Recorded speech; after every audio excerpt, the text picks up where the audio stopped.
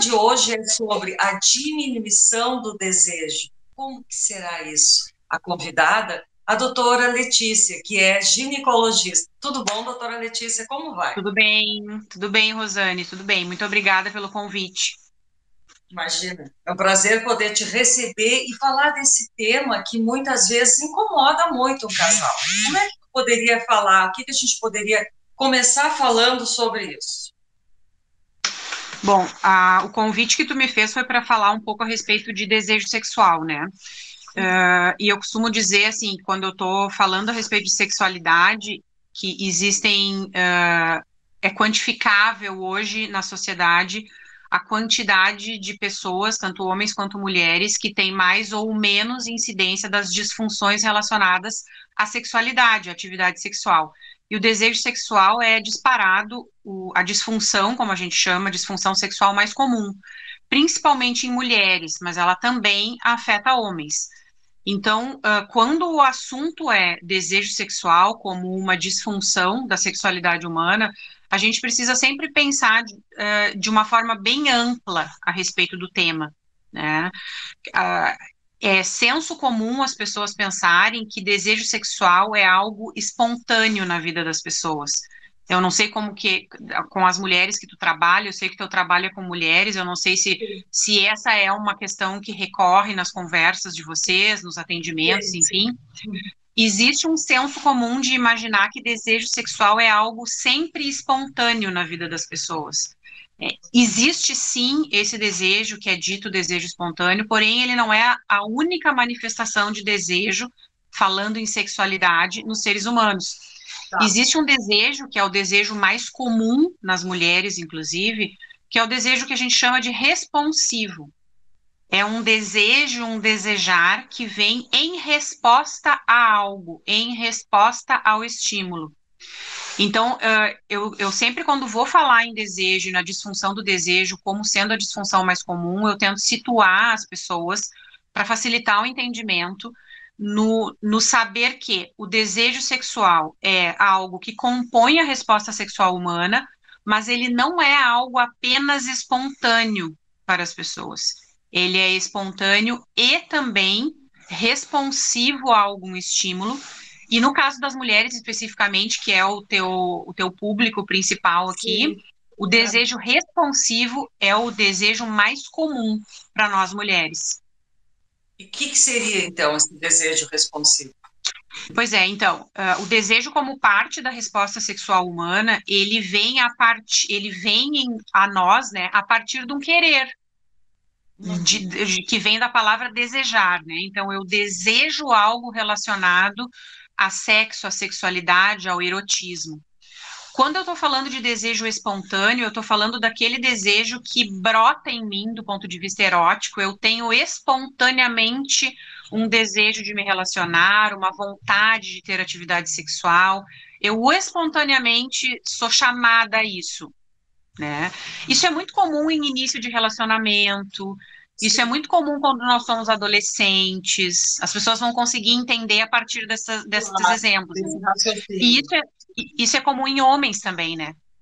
Os Uhum. homens têm muito desejo espontâneo, né? Uhum. Já o desejo responsivo, ele está respondendo a algum estímulo. Então, respondendo a quê? Que tipo de estímulo? Bom, a intimidade emocional, a uma conversa, a um relacionar-se a mais com alguém, a um convite, a um beijo e um abraço, a preliminares de atividade sexual. Então, eu estou respondendo a um estímulo ao qual eu estou sendo colocado em frente, né, a um estímulo, eu estou sendo provocado, e a partir da provocação, eu respondo. Então é bastante comum a gente ouvir Interessante. mulheres dizerem assim, eu não tenho desejo. Então eu costumo perguntar, tá, mas mesmo quando tu já tá lá na hora de namorar, beijando, abraçando, fazendo carinho, não te dá nenhuma vontadezinha? Ah, não, daí vai. Isso é desejo responsivo. Aham.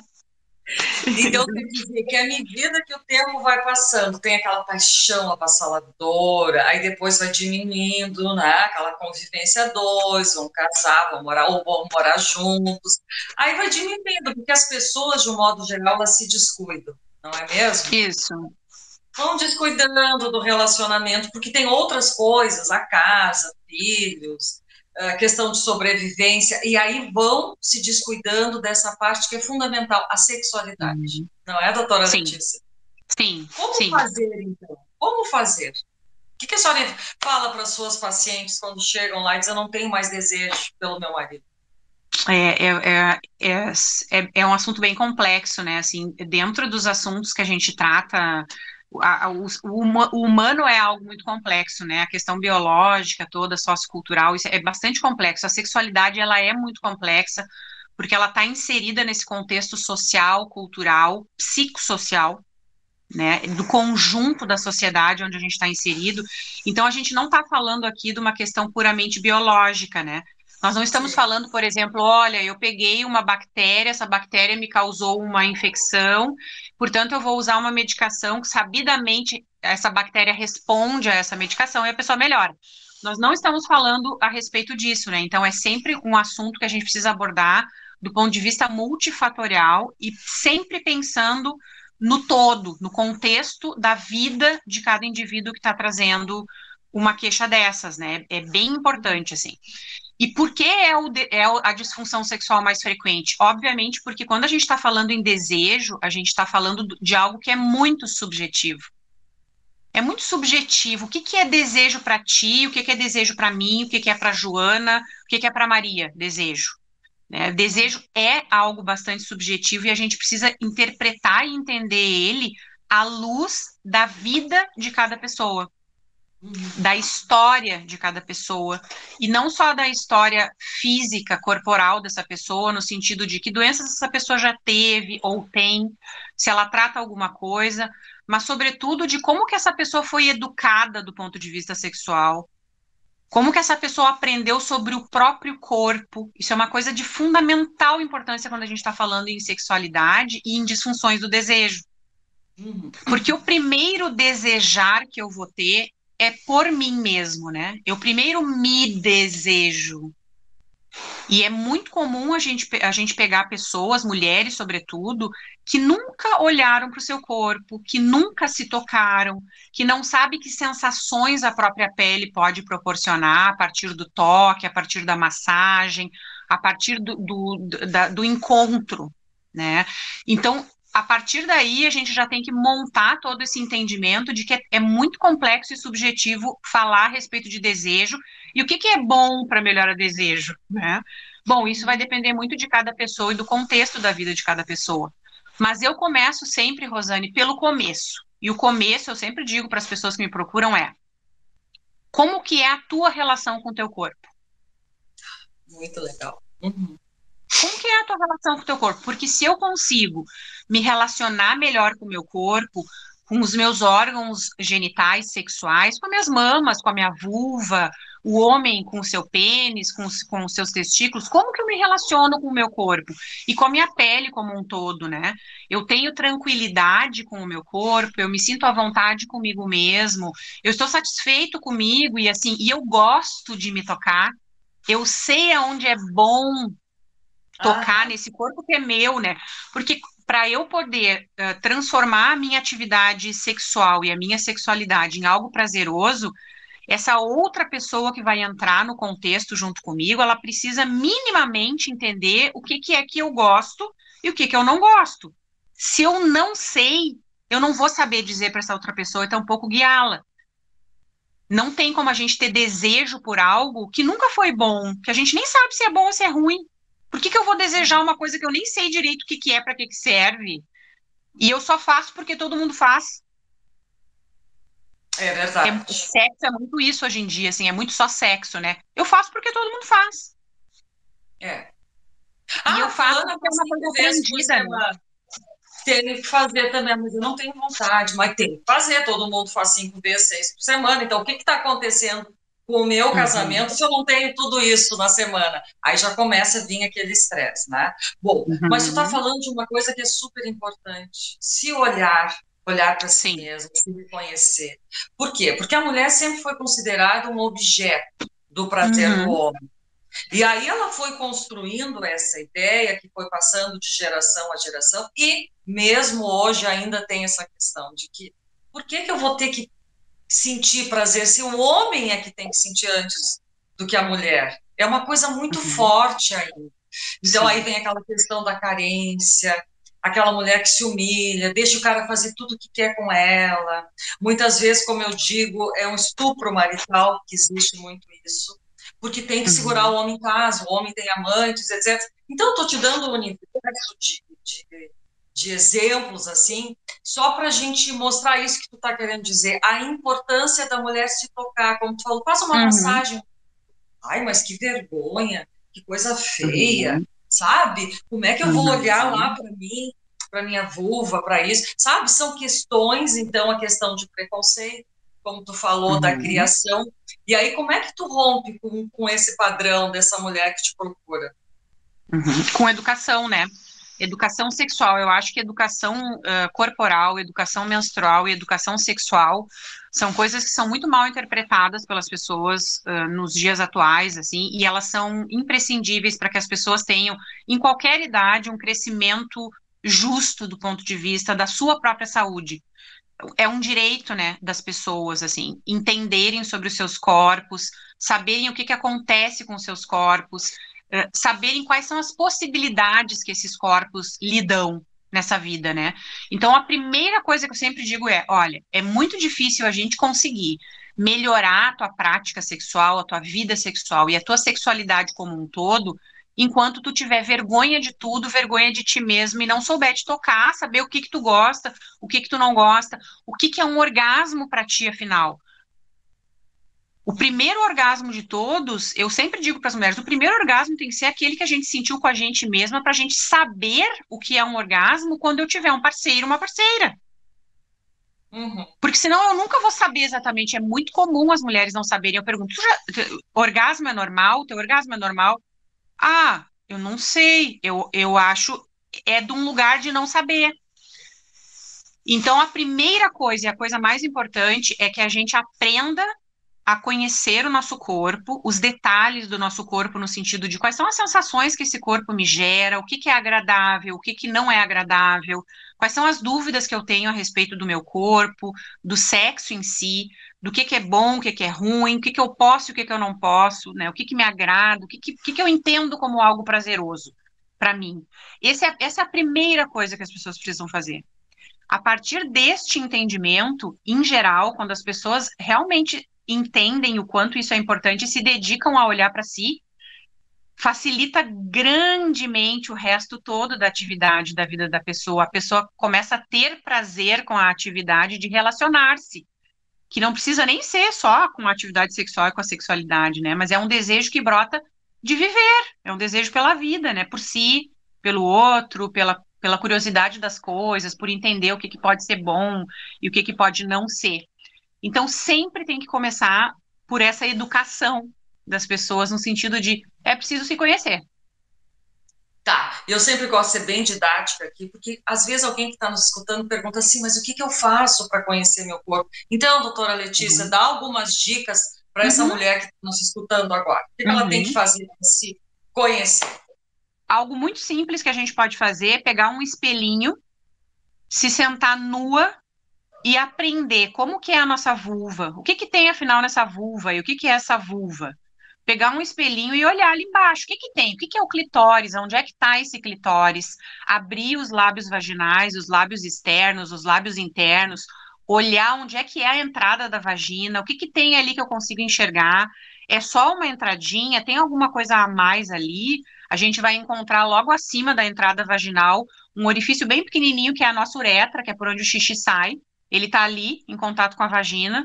Acima, a gente vai encontrar no encontro dos lábios, a gente vai encontrar o nosso clitóris. Ele tem um capuz que cobre ele, mas a cabeça dele está ali. A gente consegue levantar esse capuz e enxergar o clitóris. É preciso olhar e conhecer. Depois que a gente entendeu o que que é anatomicamente, agora eu vi, nossa, nunca tinha olhado, nunca vi. Eu no consultório dou um espelhinho para as pacientes olharem para elas mesmas, para ver, ó, isso é aquilo e tal. Mas não precisa de uma consulta para isso. A gente pega um espelhinho e olha. E a gente vai e não sabe o que que é, Vai no Google, bota vulva, abre uma imagem da vulva com o espelhinho na mão e tá ali tudo mostrando direitinho. Bom, essa é a minha vulva, muito bem. Então, aonde o pênis penetra do ponto de vista vaginal é ali, ali é a uretra onde sai o xixi, o meu clitóris está ali, muito bem. Agora vamos tentar descobrir sensações. Que sensações eu tenho no toque nessas regiões? Então, eu posso massagear essas regiões, eu posso massagear os meus lábios externos e os lábios internos, e ver se isso é bom ou é ruim, que sensação eu tenho. E se eu coloco o meu dedo dentro da vagina, é bom ou é ruim? Eu gosto ou não gosto? E se eu massageio o meu clitóris, eu gosto que massageie meu clitóris por fora, por baixo, por cima? Como que eu gosto, afinal? Porque todo esse aprendizado que eu vou ter com o meu corpo, depois eu coloco ele na minha atividade sexual com alguma outra pessoa. E então a minha Exatamente. vida sexual é catapultada para as estrelas, porque eu até então só estava ali numa expectativa de que alguma coisa acontecesse, mas não sabia exatamente nem o que é que podia acontecer. Uhum. Eu sei do que me contaram, ou o que é muito pior, né, que é o que a gente tem assim alastrado hoje, que é eu sei o que eu vi no filme pornô. Uhum. E o filme pornô é uma alegoria. A pornografia, ela é uma alegoria do sexo. Aquilo não é sexo. Aquela coisa vira para lá, vira para cá, levanta, abaixa, some, vira para assim, assado. É um teatro sexual. Na vida sexual normal das pessoas, aquilo tudo ali é mecânico. Só que muitas pessoas têm isso introjetado, né? Aquilo já está no inconsciente da pessoa. Então, existem muitos homens que têm uma dificuldade muito grande de ter prazer numa relação sexual, que seja só ficar olhando um no olho do outro, com uma penetração leve, numa posição só todo o tempo, até os dois terem orgasmo, não conseguem. Porque já está tão calcificada aquela coisa. Agora vira assim, agora é assado, agora é não sei o quê. Que é aquele ritmo que é imposto pelo filme pornográfico, né? Acho que deu para entender o que eu estou querendo Não, dizer, eu né? entendi perfeitamente. E tem que ser É, assim, porque se não é assim, a coisa não funciona, não é certo. é, Tem que seguir é. o que está ali, né? Aí eu fico pensando, tem muitos homens que só têm desejo depois que ele vê esses filmes pornôs. Aí ele vai com tudo. O que que tu Sim. pensa a respeito disso, assim, doutora É, Letícia? Imagina essa mulher, né? Como é que fica? na verdade, é uma falha educacional, né? Assim, infelizmente, assim. É uma discussão bem polêmica, é complexa, assim, porque tem muitas pessoas que acham que é super ok a pornografia, que a pornografia é uma coisa leve, ajuda, estimula. Mas, na verdade, para crianças e para pré-adolescentes e adolescentes já tem estudos bem consistentes que mostram com desfecho bem claro, assim, que há uma modificação em algumas áreas do neocórtex, que é essa região mais à frente do nosso cérebro, onde a gente tem mais esse entendimento humano, né, nessa região mais moderna do nosso cérebro, que isso afeta a cognição, afeta o entendimento a respeito dessas questões, né? Isso é bem problemático, porque à medida que eu cresço entendendo que o que é certo é aquela coisa esquematizada, aqueles corpos que são corpos plásticos, né? Que são Sim. quase dois bonecos, né? São quase dois bonecos ali performando. É bem performático, assim, né? Aham. E lógico que é performático, porque aquilo ali é uma atuação, né? Só que como eles estão atuando, eles estão performando uma atividade humana e uma atividade tão visceral como a atividade sexual, as pessoas confundem a realidade com o teatro. Então parece que aquele teatro é que é o certo, e eu cresço achando que aquilo é o certo. Eu cresço conhecendo o meu corpo, isso é muito interessante. Os meninos, em geral, crescem conhecendo a masturbação a partir da estimulação pornográfica. Por isso, o que tu acabou de dizer, aquele homem que só consegue começar a transar depois que se estimulou vendo pornografia, é o homem que se tocou pela primeira vez a partir do estímulo pornográfico. Aquela pessoa não sofreu aquela curiosidade dela mesma, erótica, pessoal, né? Aham. Ela se estimulou desde sempre a partir da pornografia. Então, isso gera quase que um lugar comum na cabeça das pessoas, tanto homens quanto mulheres, mas muito mais homens, porque a pornografia é muito mais do ambiente masculino, né? Ela está muito mais perpetuada no ambiente dos homens, né? Não que mulheres não assistam, mas os homens é muito mais, uma quantidade muito maior. Isso vira a realidade das pessoas. Por isso fica tão difícil para as pessoas conseguirem chegar nesse lugar dessa sexualidade mais fluida, dessa coisa mais ok, mais normal, sem tanta cobrança. Penetração vaginal é superestimada, nem todo sexo tem que ter penetração vaginal, mas na pornografia eu aprendi que se não tem penetração vaginal, não está completo. Né? Isso é tudo muito uma coisa marcada, assim, cultural, social, é muito sociedade patriarcal, assim, aquela coisa tem que ser Sim. assim, tem que ser desse jeito, tem que haver penetração do pênis na vagina, se não houver a relação sexual não está completa, não é perfeita, não é boa. E, na verdade, sexualidade é muito mais do que penetração vaginal, né? Sexualidade é o entendimento de desejo pessoal, assim, é o autoerotizar-se, é o gozar com a vida. Só que as pessoas têm muita dificuldade justamente porque esse início do entendimento de si, dos seus desejos, da erotização pessoal, foi tolhido, né? Não podia, era feio, não se faz isso, não, nada. Então, é uma primeira atividade sexual que muitas vezes vem, como tu disseste antes, por uma pressão social, né? Então, sabe, minhas amigas todas já transaram, eu tenho que transar. Não, só um pouquinho, só um pouquinho. Só um pouquinho, né? Vamos com calma, vamos uma coisa de cada vez. Né? Mas é por causa dessa falta desse entendimento, dessa educação sexual, dessa orientação melhor para as pessoas, para as crianças, para os jovens e para os adultos em geral. Porque são crianças que crescem, viram adultos e que estão sempre nesse limbo de entendimento. E aí eu aprendi aonde? Eu aprendi no filme pornô. Com certeza, né? Mas me diz uma coisa, doutora Letícia, existem outros fatores que podem, assim, diminuir o desejo de uma Muitos, pessoa? muitos Por exemplo, fatores. Os principais problemas relacionados, os fatores que mais impactam em desejo, são sempre os fatores psicossociais. Mas a gente tem fatores orgânicos que podem impactar. Eles têm uma intensidade de impacto menor do que os fatores psicossociais, tá? Mas a gente pode sim pensar que uma mulher climatérica ou na menopausa já pode ter diminuição do desejo pela diminuição e pelo desregular dos hormônios femininos. Doenças crônicas como diabetes, doenças que causam imunossupressão, doenças crônicas que causam dor crônica associada, ou que causam problemas psicológicos no sentido de diminuição de serotonina, sintomas depressivos, melancolia, angústia e ansiedade, são fatores orgânicos que sabidamente diminuem o desejo sexual, porque diminui o desejo pela vida. Daí claro. vem essa coisa antes que a gente está falando, né? Se eu tenho uma doença que me causa dor todos os dias, é lógico que eu tenho menos vontade de ter relação sexual, mas eu também tenho menos vontade de um monte de coisa, se eu tenho dor todos os dias. Sim. Né? É um diminuir o desejo de tudo. As doenças orgânicas crônicas, né? Essas doenças mais crônicas. O tabagismo, o uso de alguns medicamentos, como anticoncepcionais, alguns outros hormônios, drogas imunossupressoras, alguns antihipertensivos, antidepressivos, muitos causam diminuição de libido, dão aquela embotada, assim, a pessoa fica sempre no mesmo lugar, assim, do emocional, né? Então não consegue também ter esse despertar de desejo, né? Porque desejo é vontade. Então, para eu ter vontade das coisas, eu tenho que poder oscilar também, né?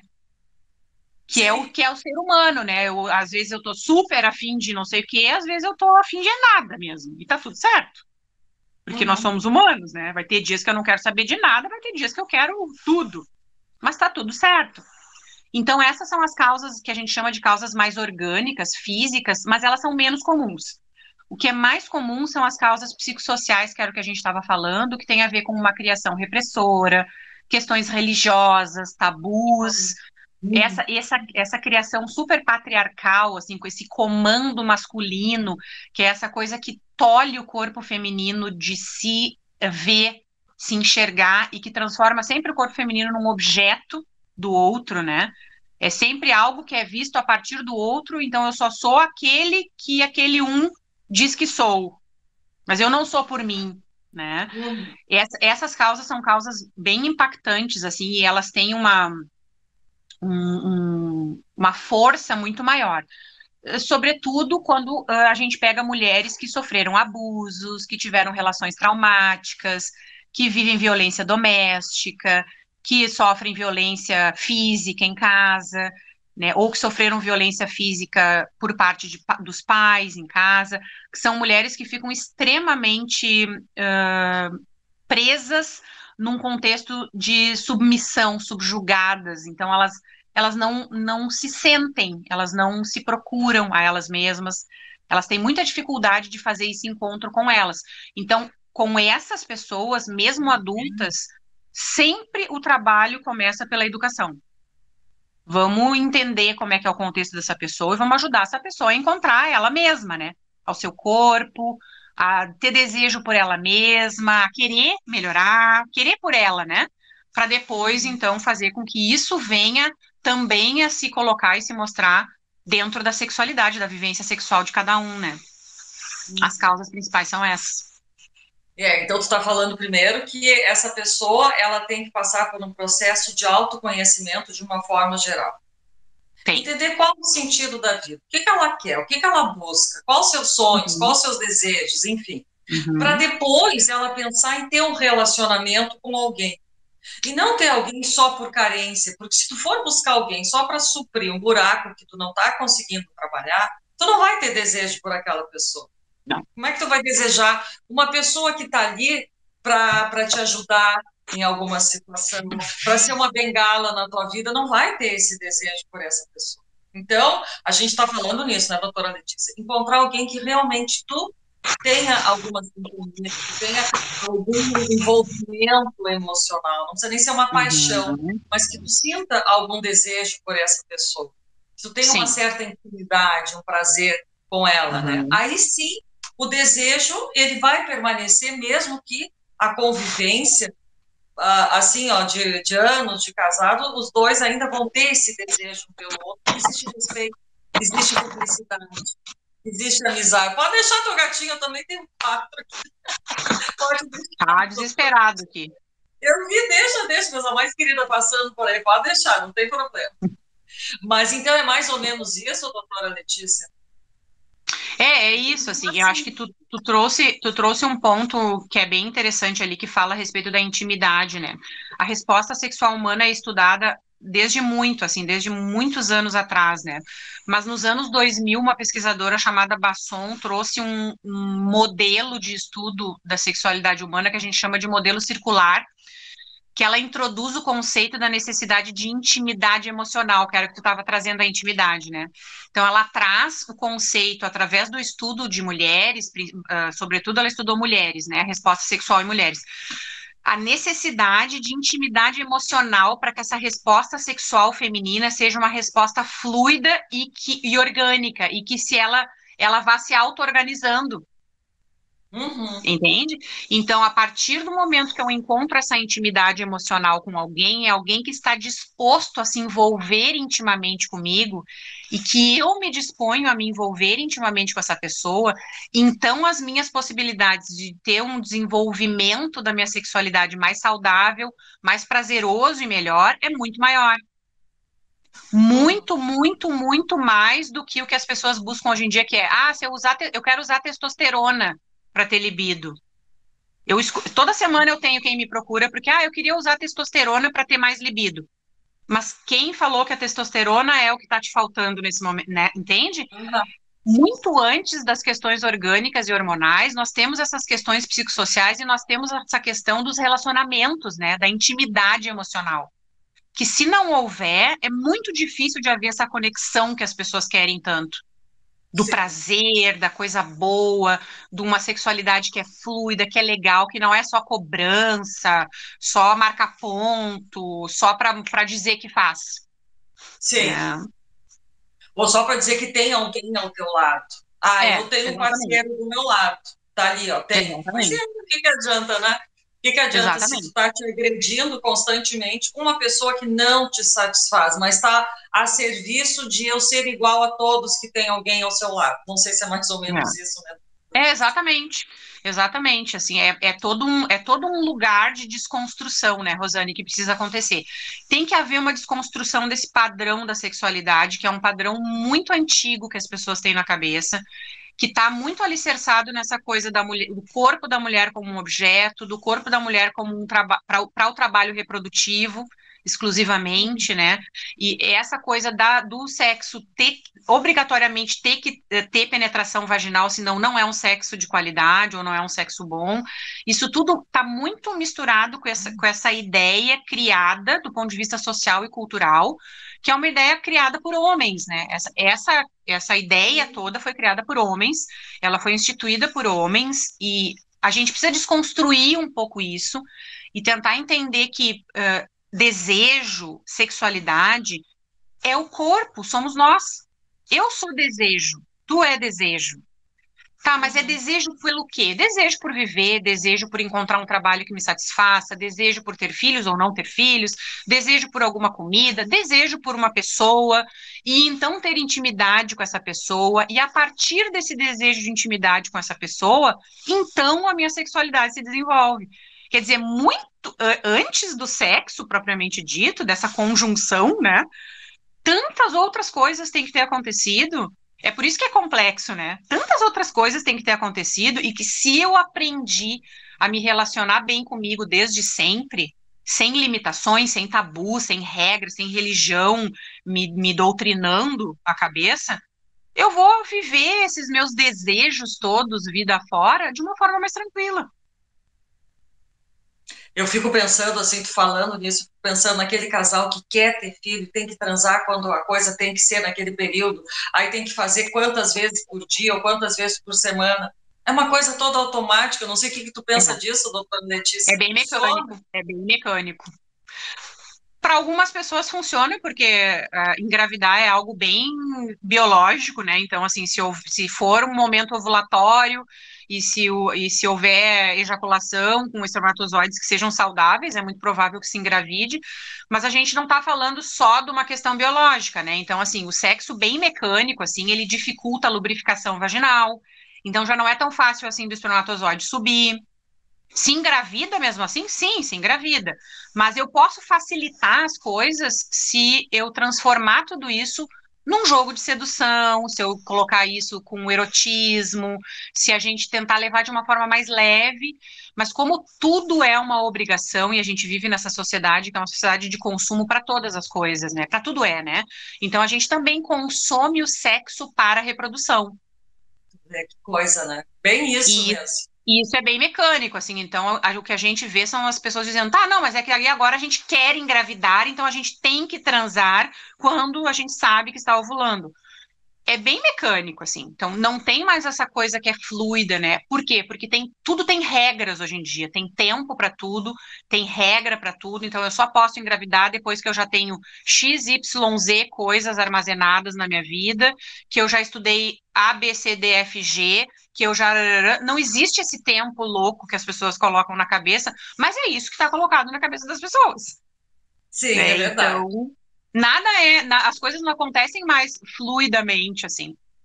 Eu acho super legal, assim, quando eu ouço alguma história de alguma mulher que me conta, assim, eu pergunto, tu já engravidou alguma vez? Nossa, eu tava namorando, tinha 20 e poucos anos, quando eu vi eu tava grávida, e daí como é que foi? Ah, daí tá, foi tudo bem, daí a gente se ajeitou e tal. Que é aquela coisa que acontece na vida das pessoas, num momento em que o corpo é jovem e que tá pronto para aquilo, pode atrapalhar um pouco a vida das pessoas, mas é algo que é fluido, né? É aquela coisa, a gente não vê mais isso, tá? Isso é muito raro hoje em dia. É tudo programado na hora que eu quero, no dia que eu quero, não sei o quê. Aí, às vezes, não dá certo, né? Muitas vezes não dá certo, né? A gente vê bem comum hoje, né? Ah, mas, doutora Eu não quero Letícia, dizer que as pessoas têm que sair engravidando com 16 anos, não é isso. claro, Mas o que claro, eu não, quero dizer se perdeu essa naturalidade para as coisas. Não há mais isso, assim, não há mais. É tudo com tempo marcado, hora marcada, jeito marcado, primeiro isso, aquilo, aquele outro, aquele. Uma lista de coisas, né, que as pessoas fazem check na vida hoje em dia, assim. Orgasmo, check. Penetração vaginal, check. Sexo oral, transamos check. tantas vezes. Sexo anal, Tá, check. Filho, tá. check. Dois, check. é difícil, né? Cadê o prazer, assim? Tipo, daí quer ter desejo. Como? Cadê o O que desejo, que né? é isso? O que que é isso, né? Sabe? Já nem tem mais o que que é. Simplesmente tem que acontecer, tem que fazer. Um tá olhando para o lado, o outro tá pensando em outras coisas e simplesmente estão ali.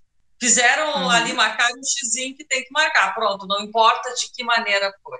Mas, doutora Letícia, Sim. eu adorei esse nosso bate-papo. Vai Ai, que ajudar bom, eu muitas também. mulheres que Tomara. estão se identificando com o que tu está falando. Ah, mas é isso mesmo? Será que tem que ser assim? Sabe? A começar a olhar Uhum. primeiro para si mesma, para o seu corpo, a se perceber, as suas sensações. O corpo não é uma máquina. Uhum. A gente tem que sentir esse nosso corpo, vibrar com ele primeiro, para depois Uhum. dividir com outra pessoa alguma coisa. Se eu não estou bem comigo, como é que eu vou dividir alguma coisa com outra pessoa? Se eu tenho limitações, se eu tenho frustrações, se eu tenho uma criação que não me deixa ser quem eu sou, como é que eu vou dividir com alguém alguma coisa? Então, vamos trabalhar tudo isso. Uhum. E Uhum. assim, o que tu tem para finalizar? Que dica mais que tu tem para dizer para essa mulher que está lá, sim, que ela não aguenta mais essa situação dela, a vida sexual dela está horrível? O que tu diria para ela? Eu diria assim, olha, investe muito em ti mesma, assim, investe em ti mesma, assim, procura te entender melhor, olha para a tua história de vida, tenta fazer uma boa reflexão a respeito de como é que foi a tua criação, como é que foi a educação sexual na tua vida, a educação religiosa, aonde isso entrou e de que forma isso entrou na tua história, e investe em autoconhecimento, porque assim, a gente tem condições, mesmo já numa relação de muitos e muitos anos, mesmo que a gente já não seja mais menina, em qualquer época da vida da gente, é tempo da gente trabalhar autoconhecimento, se conhecer, entender bem da nossa história e buscar melhorar. Só que a gente só consegue melhorar a partir da tomada de consciência de que precisamos melhorar. Ninguém vai Ah, sim. melhorar por nós. Nós precisamos tomar consciência de que precisamos fazer alguma coisa para melhorar. E a partir daí, investe em autoconhecimento. Precisa de ajuda? Procura uma boa psicóloga, procura um ginecologista, ou um médico de confiança, ou um sexólogo, um terapeuta que possa ajudar a destravar esses entendimentos e investe em autoconhecimento. Autoconhecimento no sentido de conhecer a si. Não estou dizendo Sim. autoajuda. Estou dizendo Uhum. autoconhecimento. É diferente. Autoajuda é Bem uma diferente. coisa, autoconhecimento é outra. Eu estou falando de autoconhecimento, de fazer um caminho para dentro, de se conhecer mais, de entender sua história profundamente. E o que é possível fazer com essa história? O que é possível para mim? Ah, eu preciso de ajuda, beleza. Então, quem seria um terapeuta bom, uma psicóloga boa, um terapeuta sexual, um médico legal que poderia me ajudar nesse processo? E vamos embora, porque sempre dá para melhorar. Sempre dá para melhorar. Doutora Letícia, muito obrigada Eu que mesmo por agradeço. essa oportunidade de poder te ouvir. Uma aula fantástica. Muito, Que muito, legal, muito. coisa boa. Eu fico Um muito grande grata abraço. também. Eu gosto muito de poder levar essas coisas assim. Embora às vezes o meu tempo seja mais curto para fazer essas coisas hoje em dia, mas eu gosto muito, eu fico muito feliz quando me convidam, eu te agradeço pelo espaço. Espero que realmente muita gente possa usar isso para mudar a sua história. Esse é o objetivo deste canal. Fazer com que as Uhum. pessoas reflitam sobre a sua vida. Um grande abraço, doutora Letícia. Muito, muito Outro, obrigada. te agradeço também. Tchau, tchau.